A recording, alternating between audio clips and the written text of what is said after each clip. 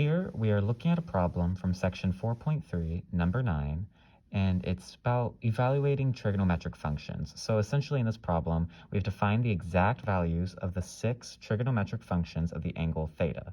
So right from the start, we're given this right triangle right here. We know that this is theta. We know that the adjacent side to theta is value 4, and the opposite side to theta is 4 as well. However, we do not know the hypotenuse of this triangle. So what we're first going to do is we know we have to do the 6 trigonometric functions. We have to evaluate and find those of the angle theta. So we could write just, we can set up over here what that's going to look like. So sine of theta, cosine of theta, tangent of theta,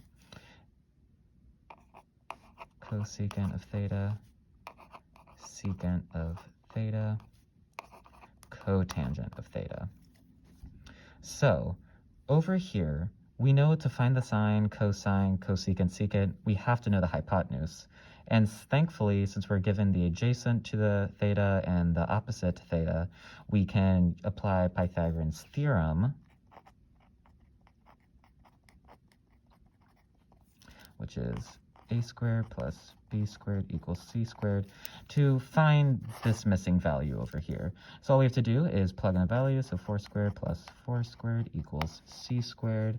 That will give us 16 plus 16, sorry. And then that would, you add that up, put this over to their side, you would get c equals plus or minus the square root of 32. And since we're talking about the hypotenuse is always going to be positive. So we're going to take the square root of positive 32, and you can break the square root down to square root of 8 times the square root of 4, which would give you 2 times 2 times the square root of 2, which finally would give you c is 4 times the square root of 2.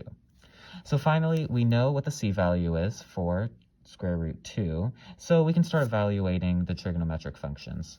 So for sine theta, that is opposite over hypotenuse, so the opposite, you would do 4 over 4 times the square root of 2, and we know we can't leave the, well, first we can cancel out the 4, so you would just get 1 over the square root of 2.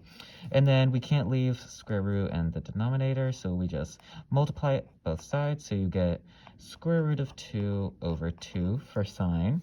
And then cosine is adjacent over hypotenuse, and that's just going to be the same value of the sine. So you're just going to get square root of 2 over 2.